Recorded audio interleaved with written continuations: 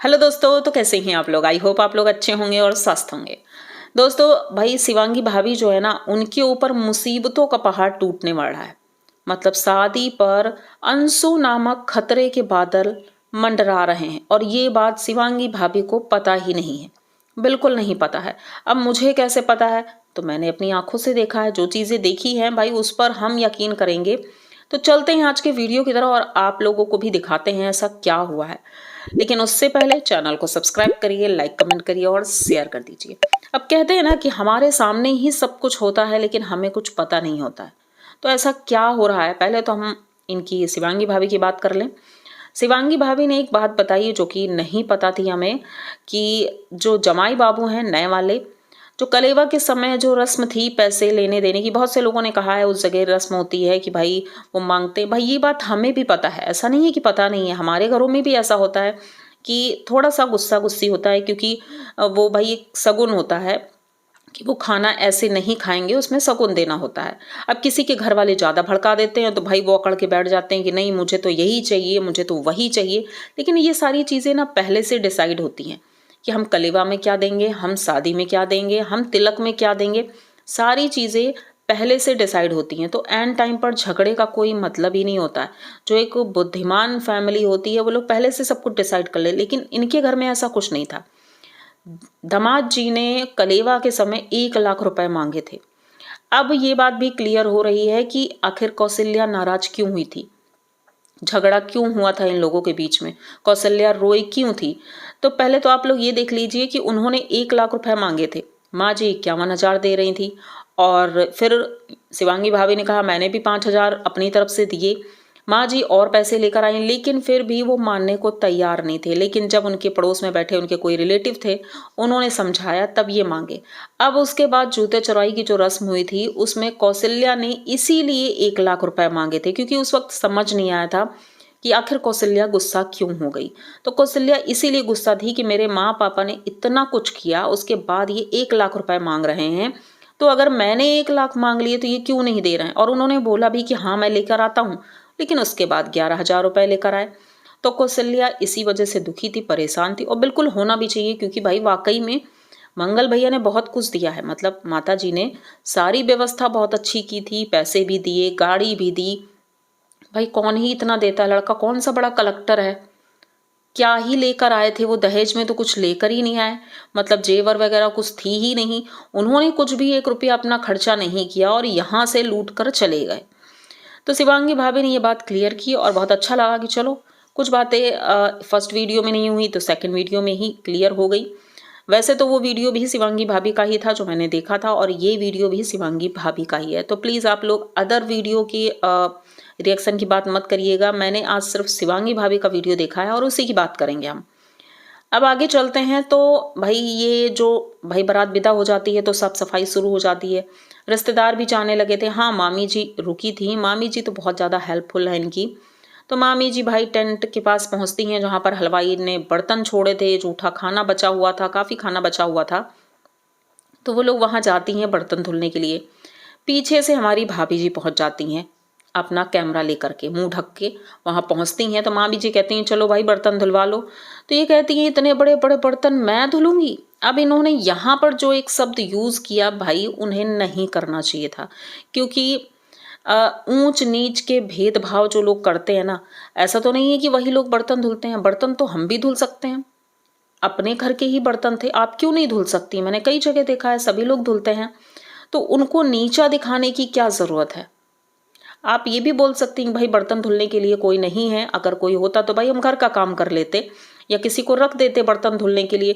लेकिन इन्होंने जो शब्द यहाँ यूज किया है, नीच, ठीक है, नीच लोग, मतलब ये बोलने का मतलब क्या था। आप किसी के लिए ऐसे शब्द यूज नहीं कर सकती हो, खास करके सोशल मीडिया पर जहां पर लाखों लोग देख रहे हैं। आप अपने घर में कुछ भी बोलती हो भाई, हमें फर्क नहीं पड़ता है। लेकिन आप सोशल मीडिया पर इस तरह से उनको बोल रही हो, तो आप क्या हो, आप क्या हो। आप किसी को इस तरह से नीच नहीं बोल सकती हो। ये बहुत ही ज्यादा गलत था और शिवांगी भाभी से तो बिल्कुल उम्मीद नहीं थी, क्योंकि पढ़ी लिखी हैं, समझदार हैं, और जो पढ़ा लिखा होता है तो ये सारी चीज़ें बुक्स में भी लिखी होती हैं। भाई आज के समय में ऊंच नीच का भेदभाव करना और ये सारी चीज़ें भाई मायने नहीं रखती हैं, बिल्कुल नहीं। तो किसी काम, जो खास करके जो देखो हमारे घर में जो काम करते हैं तो उन्हें हम कहते हैं हाउस हेल्पर। वो हमारी हेल्पर दीदी हैं या आंटी हैं, जो भी हैं, हाउस हेल्पर बोलते हैं उन्हें। हम इस तरह से नहीं बोल सकते हैं कि भाई वो हमारे घर में काम करती हैं तो उन्हें नीची नज़रों से हम उन्हें देखें, ऐसा बिल्कुल नहीं है। वो हमारी हेल्पर होती हैं और हमारी, कह सकते हैं, जो हमारे काम होते हैं उनकी वजह से ही आसान हो जाते हैं। वो हमारी इतनी हेल्प करती हैं, भाई चंद पैसे हम देते हैं उन्हें, तो ये कोई हम बड़प्पन नहीं कर रहे हैं भाई, उससे डबल वो काम भी करती हैं।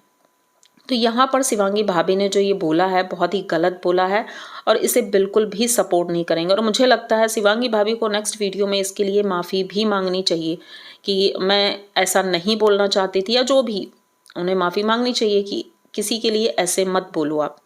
ठीक है, अब उससे आगे चलते हैं। वहाँ से ये बात ख़त्म करके जैसे ही अपने रूम में एंट्री लेती हैं, भाई रूम का जो दृश्य था वो देख करके मैं भी चौंक गई। इनके घर में एक मेहमान आती है जो कि पहली मेहमान थी वही, जिसे इन्होंने कहा था हमारी फ्रेंड है, शिवनंदिनी की भी फ्रेंड है, और एक तरह से शिवनंदिनी ने उन्हें बहन का दर्जा दिया था।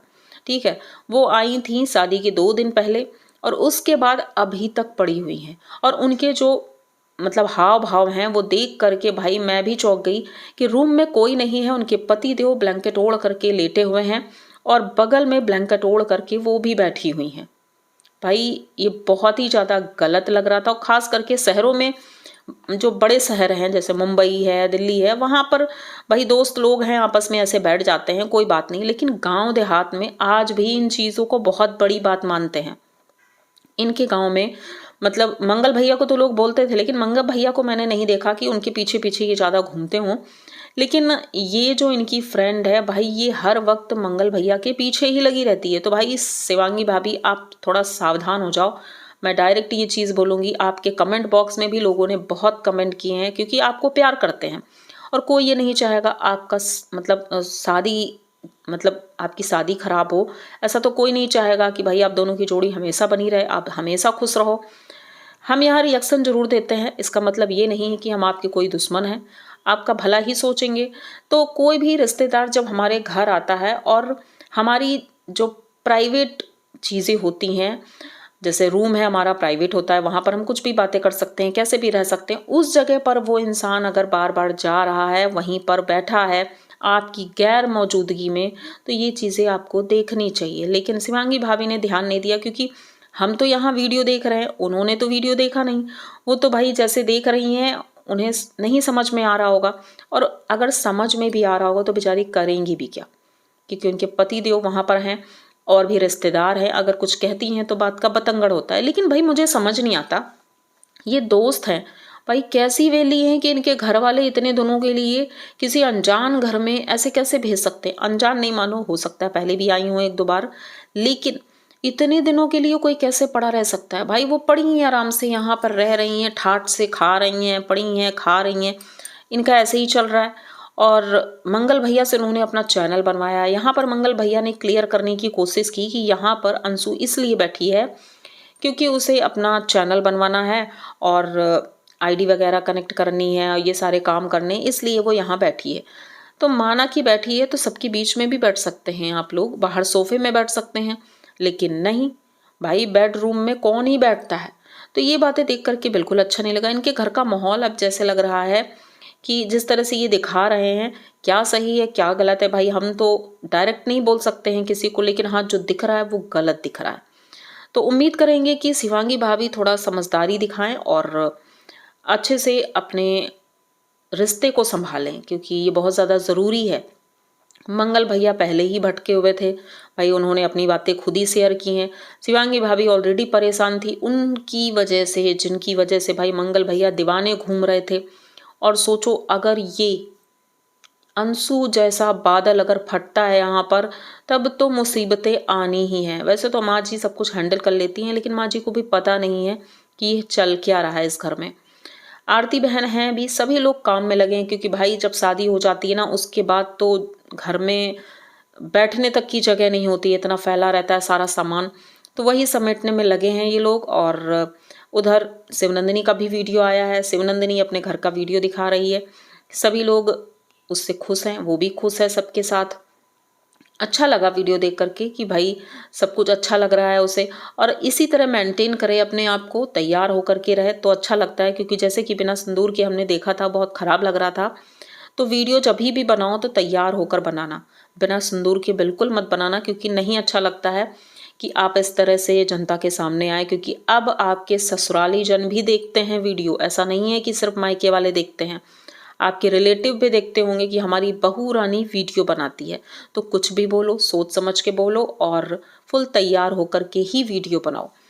मैं अब लोग यहाँ पर बोल देंगे आप ज्ञान देने बैठ गई, मैं ज्ञान नहीं दे रही हूँ, एक छोटी बहन के नाते मैं बस इतना बोलना चाहती थी।